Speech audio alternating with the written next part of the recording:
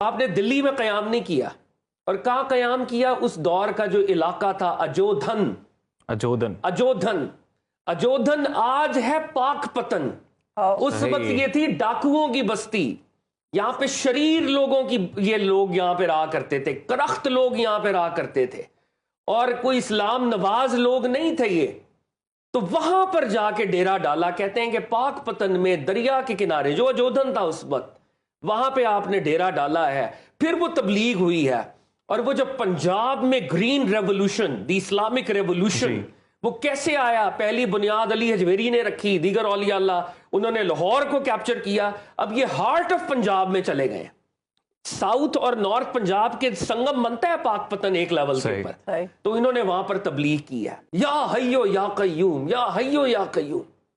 رب العزت کے ان اسماء کی تسبیح کرتے کرتے آپ کا وصال ہوا ہے، اور آپ نے جان جانے آفرین کے سپرد کر دیا. فہد علی کاظم صاحب ہمارے ساتھ موجود ہے، ویلکم کرتے ہیں فہد صاحب. بابا فرید گنج شکر، یہ ہم نے بہت بچپن سے سنا ان کے بارے میں، رحمۃ اللہ علیہ. ان کو گنج شکر کیوں کہتے تھے؟ بسم اللہ الرحمن الرحیم. تھینکس اے لاٹ، آپ لوگوں نے مجھے وقت دیا. اور ان سے پہلے کہ بابا صاحب کے پر ہم کانورزیشن کریں، میں ایک بات ضرور کہنا چاہوں گا. مجھے جسٹس نذیر احمد غازی صاحب، ہمارے بڑے فیمس ریلیجس اسکالر اور اینکر پرسن ہیں، ان کا ایک جملہ یاد آ رہا تھا.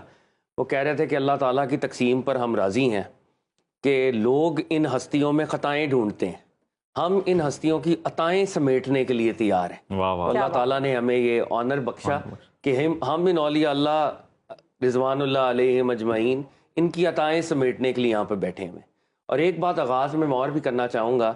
ہم جس زمانے میں ہیں، بہت سے لوگ ان کو ٹارگٹ کرتے ہیں، ان اولیاء اللہ کو، اور ان کے اندر وہ پیشنس اور وہ نالج کی ڈیپتھ نہیں ہے کہ وہ انڈرسٹینڈ کریں کہ یہ اولیاء اللہ کس چیز کے لیے سٹینڈ کرتے تھے.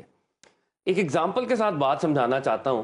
آئنسٹائن فزکس کا بے تاج بادشاہ، اور اگر آپ آئنسٹائن کی کوئی بیوگرافی آپ کے پاس ہو، اور اس بیوگرافی کے اندر یہ لکھا ہو کہ آئنسٹائن کو تو 3 لاز آف موشن بھی نہیں آتے تھے، تو آپ لوگ فوری طور پہ ہنسیں گے اور آپ کہیں گے یار یہ عبارت غلط ہے، اور یہ عبارت آئنسٹائن کے ساتھ میچ نہیں کرتی.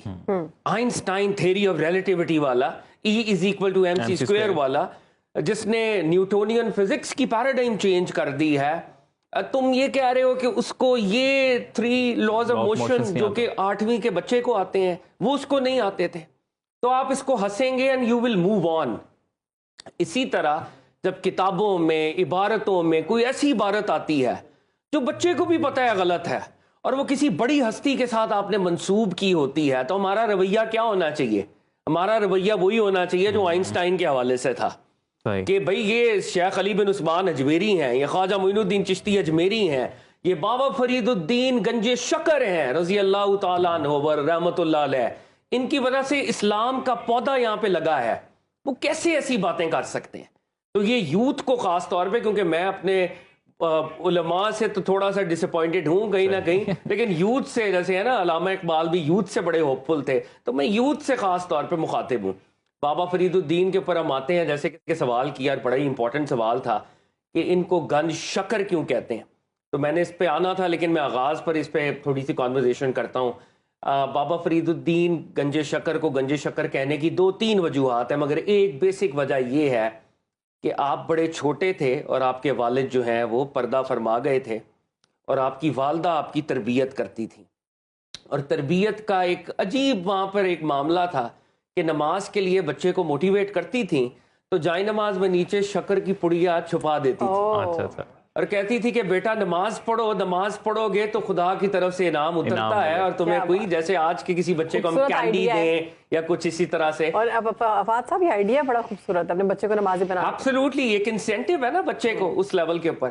تو بابا صاحب جو تھے ایز اے ینگ چائلڈ، وہ نماز پڑھتے تھے. نماز پڑھنے کے بعد وہ جب جائے نماز اٹھاتے مصلے کے نیچے سے، وہ شکر جو ہے وہ پاتے اور وہ انجوائے کرتے اس کو.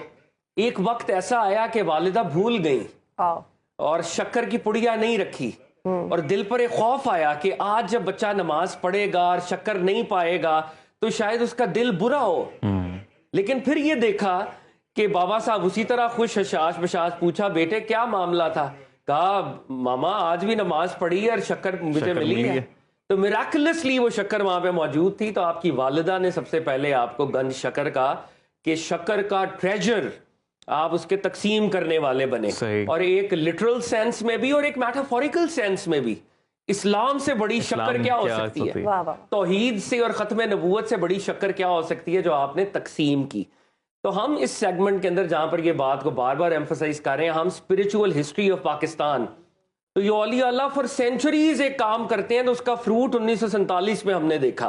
فار سینچریز یہ کام ہو رہا تھا. تو اب جناب بابا فرید الدین جو تھے, اگر ان کے ہم چائلڈہڈ کی طرف جائیں تو ملتان میں سب سے پہلے آپ گئے, اور ملتان میں آپ ریلیجس ایجوکیشن حاصل کر رہے تھے.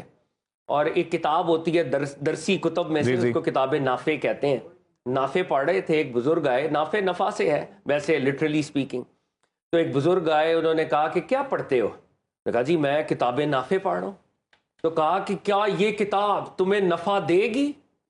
وہ جو آواز میں ایسی جلال اور ایسی ہیبت تھی کہ ایک دم جو ہے ایک ینگ فرید کا وہ جو انٹرنل حال تھا وہ چینج ہو گیا, اور کہا کہ حضرت کتابیں تو شاید نفع نہیں دیں, آپ کی نظر عطا, آپ کی ٹیچنگ شاید مجھے وہ فیض اس میں نظر آ رہا ہے کہ اگر آپ کے ساتھ میں رہوں گا تو شاید مجھے نفع ملے. تو انہوں نے کہا آؤ میرے ساتھ چلو, اور پوچھا آپ کا نام کیا ہے؟ کہا میرا نام بختیار کاکی ہے. تو آپ خواجہ قطب الدین بختیار کاکی کے سٹوڈنٹ بنے. وہ ملتان میں ٹریول کر رہے تھے, ملتان سے ان کو دلی لے کر آئے, اور دلی میں ان کی اسپرچول ٹریننگ ہوئی ہے. اور یہ اولیاء اللہ اب ایسے ورڈز ہم آج بولتے ہیں کہ یوتھ ان سے نامانوس ہے, وہ سمجھتی ہے کہ اس کے کوئی ہڈن میننگز ہیں. کوئی ہڈن میننگز نہیں ہوتے. یہ جو چلا کا ورڈ ہے, اس طرح کے ورڈ ہے, یہ اسپرچول ٹریننگ کی بات ہے. یہ نوافل کی ایکسٹینشن ہے, یہ روزے ہیں, یہ ریاضتیں ہیں, یہ اسپرچول ایکسرسائزز ہیں. یہ اسلام کو ایک ہائر لیول پر پریکٹس کرنے کی بات ہے. تو آپ نے اسپرچول وہاں پہ ایکسرسائزز کی, ریاضتیں کی, عبادتیں کی. اور ایک وہ وقت آیا, مجھے گوز بمز ہو رہے ہیں اس واقعے کو امیجن کرتے وقت بھی, کہ خواجہ معین الدین چشتی اجمیری بھی دلی میں تھے. خواجہ قطب الدین بختیار کاکی کے پاس وہ تشریف لائے, اور حضرت کاکی کو کہا کہ یہ تمہارے جتنے بھی سٹوڈنٹس ہیں میں ان سے ملاقات کرنا چاہتا ہوں. وہ سارے مریدین آئے, تو کہا کہ کوئی رہ تو نہیں گیا؟ تو بابا صاحب رہ گئے تھے, وہ اپنی اسپرچول ایکسرسائزز کر رہے تھے, بہت کمزور تھے. تو خواجہ غریب نواز خواجہ معین الدین چشتی نے کہا کہ میں خود جاؤں گا اور میں اس کو ملوں گا. تو ایک طرف خواجہ معین الدین چشتی اجمیری تھے, دوسری طرف قطب الدین بختیار کاکی تھے. بابا فرید نیچے بیٹھے ہوئے تھے. بابا فرید اٹھنے کی کوشش کر رہے تھے, ویکنس محسوس کر رہے تھے. ان دونوں ہستیوں نے ان کو بازو سے پکڑ کر کھڑا کیا. اس کے اسپرچول میننگز ہیں یہ جو بات میں کر رہا ہوں. ایک طرف خواجہ معین الدین چشتی اجمیری, ایک طرف خواجہ قطب الدین بختیار کاکی, اور بابا فرید الدین کو یوں کھڑا کیا گیا. that is the beginning of this Sufi mystic. اور پھر خواجہ قطب الدین بختیار کاکی کا جب وصال ہوا ہے تو خلافت جو ہے, خلافت اکبر, وہ بابا فرید الدین کو ملی. اور بابا فرید الدین کا ایک خاصا ایک ان کی زندگی کا معاملہ تھا, پاپولیرٹی اور فیم سے بھاگتے تھے. تو آپ نے دلی میں قیام نہیں کیا, اور کہاں قیام کیا؟ اس دور کا جو علاقہ تھا اجودھن آج ہے پاک پتن. اس وقت یہ تھی ڈاکوؤں کی بستی. یہاں پہ شریر لوگوں کی, یہ لوگ یہاں پہ رہا کرتے تھے, کرخت لوگ یہاں پہ رہا کرتے تھے, اور کوئی اسلام نواز لوگ نہیں تھے یہ. تو وہاں پر جا کے ڈیرا ڈالا. کہتے ہیں کہ پاک پتن میں دریا کے کنارے جو اجودھن تھا اس وقت, وہاں پہ آپ نے ڈیرا ڈالا ہے. پھر وہ تبلیغ ہوئی ہے, اور وہ جو پنجاب میں green revolution, the Islamic revolution, وہ کیسے آیا؟ پہلی بنیاد علی حجویری نے رکھی, دیگر اولیاء اللہ انہوں نے لاہور کو کیپچر کیا. اب یہ ہارٹ آف پنجاب میں چلے گئے.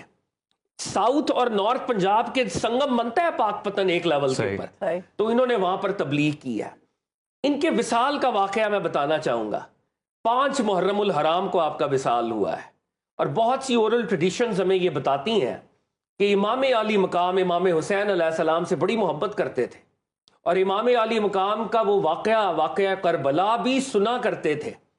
اور آپ کے اوپر اتنی وہ حالت, آپ کے اوپر وہ ایک کیفیت تاری ہوئی غم کی, کہ اس غم کی کیفیت میں آپ کا وصال ہوا. اس لیے ایک آپ کا لقب ہے شہید محبت. In the love of Ahlul Bayt of Prophet sallallahu alaihi wasallam, he embraced death. اور 5 محرم الحرام کو یہ واقعہ تھا. اور 5 محرم الحرام کی وہ جو رات تھی, آپ اپنے کمپینینز اور مریدین کے ساتھ موجود تھے. خواجہ نظام الدین اولیاء آپ سے بڑی محبت تھی, وہ آپ کے بہت بڑے خلیفہ تھے، خلیفہ اکبر تھے، تو وہ مولانا انہیں کہا کرتے تھے کہ مولانا نظام نہیں آئے؟ تو کہا نہیں، مولانا نظام تو ابھی دلی میں ہے یا راستے میں ہے۔ تو کہا ہاں، جب میرے مرشد نے بھی پردہ کیا تھا میں بھی قریب نہیں تھا۔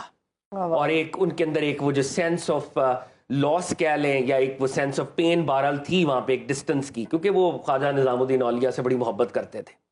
عشاء کا وقت تھا، آپ نے نماز پڑھی جماعت کے ساتھ، اور پھر آپ کی طبیعت ذرا خراب ہوئی، بے ہوش ہو گئے۔ ہوش آیا تو کہا کہ میں نے عشاء پڑھی۔ لوگوں نے کہا حضرت آپ نے جماعت کے ساتھ عشاء پڑھی۔ کہا کہ نہیں، میں ایک دفعہ پھر پڑھنا چاہتا ہوں، پھر شاید کبھی پڑھ سکوں یا نہ پڑھ سکوں۔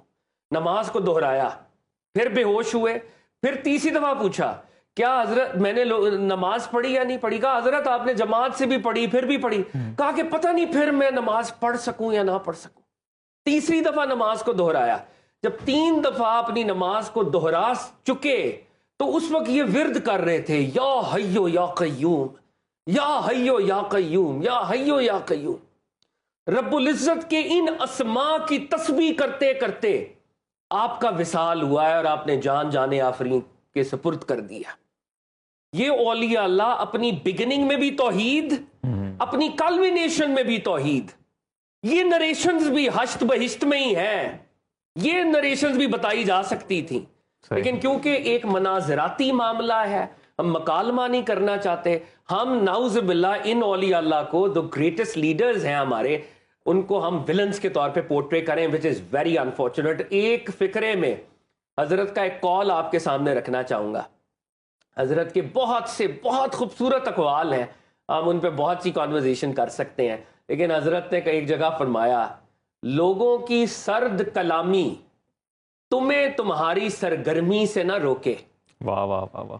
لوگوں کی سرد کلامی تمہیں تمہاری سرگرمی سے نہ روکے۔ ہوتا ہے نا کہ ہم ارد گرد کے لوگ، ہم کوئی اچھا کام کر رہے ہیں، لوگ کہتے ہیں کیا کر رہے ہو، ہم ڈی موٹیویٹڈ ہو جاتے ہیں، ہم وہ اچھا کام چھوڑ دیتے ہیں۔ کہا نہیں، لوگ کیا کہیں گے یہ تمہاری پرابلم نہیں ہے، جو تمہاری ایکٹیویٹی ہے، جو تمہارے پرپسز ہیں، جو تمہارے گولز ہیں، تم ان کو اٹین کرو۔ اگر ہماری یوتھ ان اولیاء اللہ کو بحیثیت موٹیویشنل سپیکر ہی پڑھ لے تو آج کے، میں بڑا سخت لفظ بول رہا تھا لیکن میں رک گیا ہوں، آج کل کے جو فیک سوڈو موٹیویشنل سپیکرز ہیں ان سے آپ کی جان چھوٹ جائے گی، کیونکہ یہ اصل میں ریولوشنریز ہیں۔ اور ایک جگہ آپ نے فرمایا کہ جو قناعت کرتا ہے وہ سب سے بڑا مالدار اور وہ سب سے بڑا غنی ہے، اور جو تارک قناعت ہے، جس کے اندر کنٹینٹمنٹ نہیں ہے، وہ سب سے بڑا محتاج ہے۔ اور ان 2 فکروں کو اگر ہم انڈرسٹینڈ کر لیں تو یہ جو ایک اکنامک ریٹ ریس لگی ہوئی ہے کہ میں روندتا ہوا لوگوں کو آگے نکل جاؤں اور لوگوں کو روندوں اور آگے نکلوں، ہماری اس ریٹ ریس سے بھی ہماری جان چھوٹ جائے۔